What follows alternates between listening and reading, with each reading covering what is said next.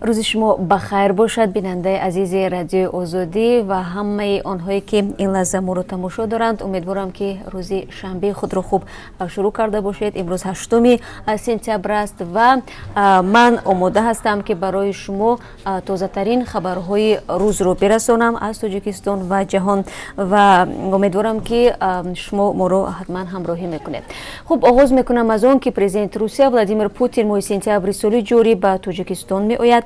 یاوری پرزیدنت اوید به مسائل بین المللی یوری اوشاکوف گفت که بازدید پوتین از دوشنبه در تاریخ 27 تا 28 سپتامبر سال جاری با هدف شرکت در نشست سران کشورهای عضو مشترک المنافع صورت میگیرد.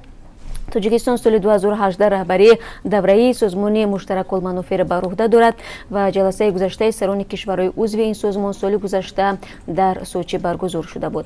باید گفت که باری آخر پوتین به تاجیکستان در دایره یک سفر کاری فوریه سال 2017 آمده بود. آن زمان دو جانب به توافق رسیدند که اجرای برنامه‌های گومانیتاری از جمله ارسال آموزگاران روس به تاجیکستان و بنیاد مکتب‌های روسی در این کشور را صورت می‌بخشند. و در ادامه موضوع روسیه در این کشور میخواهند شماره مهاجران را در ساختمان‌ها کمتر کنند. خبرگزارهای روسی می‌نویسند که بنابر طرح قانونی حکومت روسیه در سال 2019 تعداد مهاجران در ساختمان‌ها نباید بیشتر از 80% را تشکیل کند.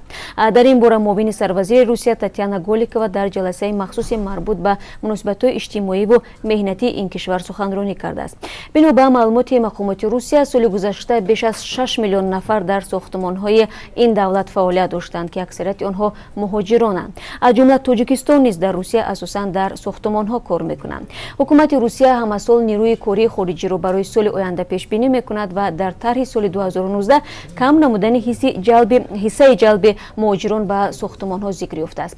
در سال آینده همچنین کم نمودن شماره مهاجران در بخش نقلیات مسافرکشانی نیز پیش بینی شده است. قرار است حصه و یا کوتا خارجیان در این ساحه از 28% فعلی به 26% پایین آورده شود.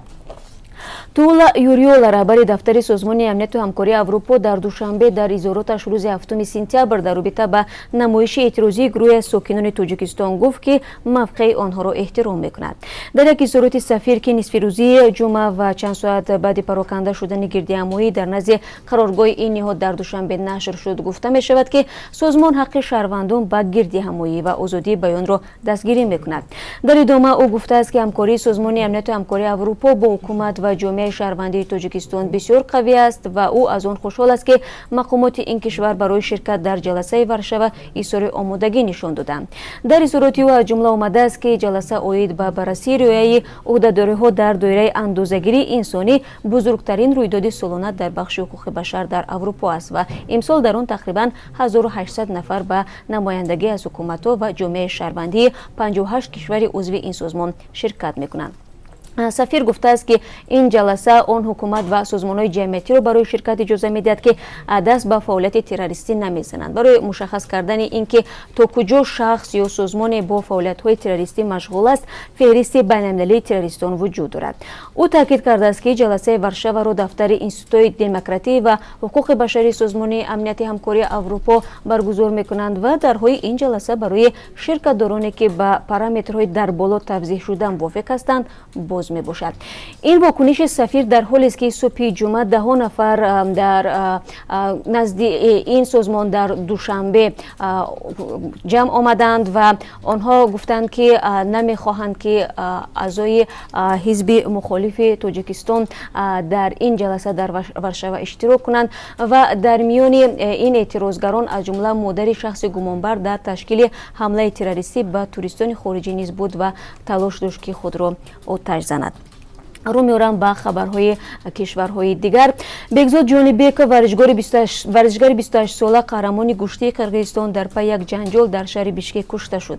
حادثه 2 روز پیش رخ داد و یک مرد 33 ساله با گمان قتل ورزشکار بازداشت شده است. خبر میدهند مقامات قرقیزستان.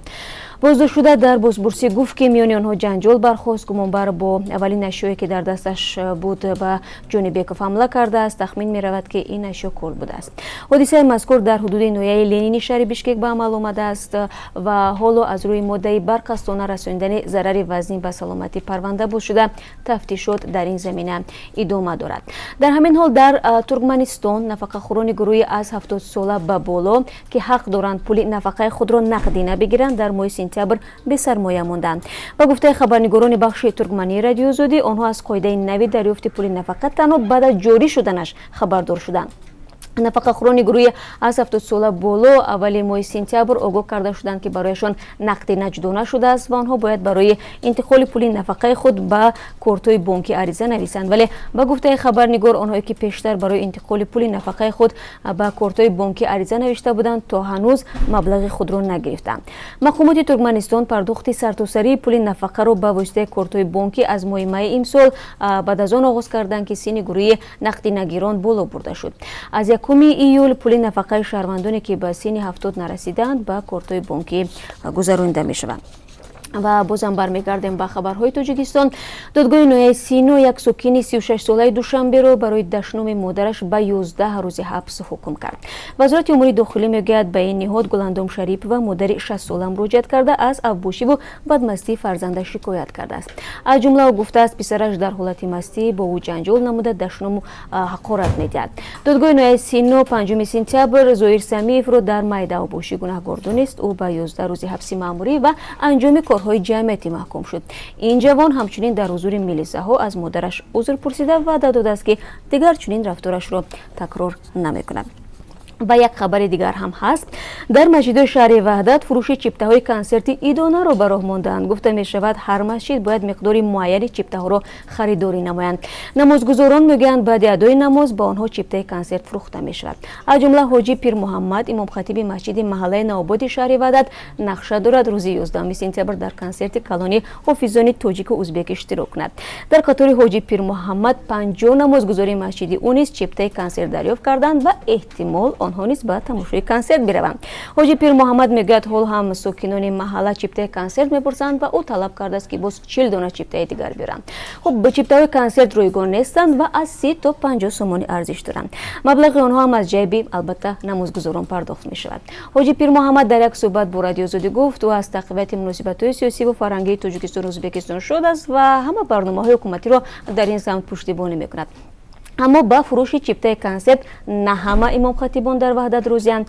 масалан, бархи онҳо инро ки як кори шармовар дар ҳаққи муассисаи динӣ аст эътироф намекунанд ва яке аз онҳо аз ҷумла гуфт ки шахсан ба фурӯши чиптаи консерт дар масҷидаш мухолифат кардааст.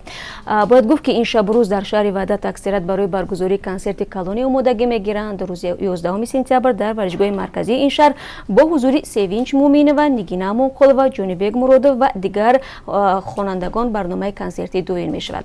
Эркамон Мирзоева, мудири шӯъбаи фарҳанги шаҳри Ваҳдат, ба Радиои Озодӣ гуфт, консерт бо ташаббуси ҳукумати шаҳр ва таҳти унвони шоми дӯстӣ баргузор мегардад. хонум Мирзоева гуфт ки чиптаҳои консерт ба бархи идораҳои давлатӣ тақсим шуданд. ба гуфтаи мудири бахши фарҳанги шаҳри Ваҳдат, дар қатори дигар соҳаҳо уламои шаҳр низ дар гирифтани чипта пешсаф буданд ва танҳо раҳбарони масҷидҳо беш аз 100 чипта гирифтанд. имомхатибҳо дар харидории чиптаҳои консерт танҳо нестанд ва зиёданд он сокинони шаҳри Ваҳдат ки мегӯянд борои ихтиёри маҷбурӣ барояшон чиптаи консерт медиҳанд. варзишгоҳи марказии шаҳри Ваҳдат ба гуфтаи мақомот беш аз 26 000 ҷои нишаст дорад ва ба гуфтаи як масъул бояд ҳама ҷойҳо пур шавад. хуб, бибинандаи азиз, чанд хабаре буд ки ман дар даст доштам ва хостам ки ин хабарҳоро барои шумо бигӯям. агар мехоҳед хабару гузоришҳои бештар аз инро дарёфт кунед, пас биравед ба сомонаи мо www.ozodi.org ва ҳамчунин Озодӣ видео ки канали махсуси мо дар YouTube аст. ва агар хабару гузоришҳо зиёд буданд, мо боз ҳатман бо шумо рӯзи якшанбе вомехӯрем бо тозатарин хабарҳо. моро пайгирӣ кунед.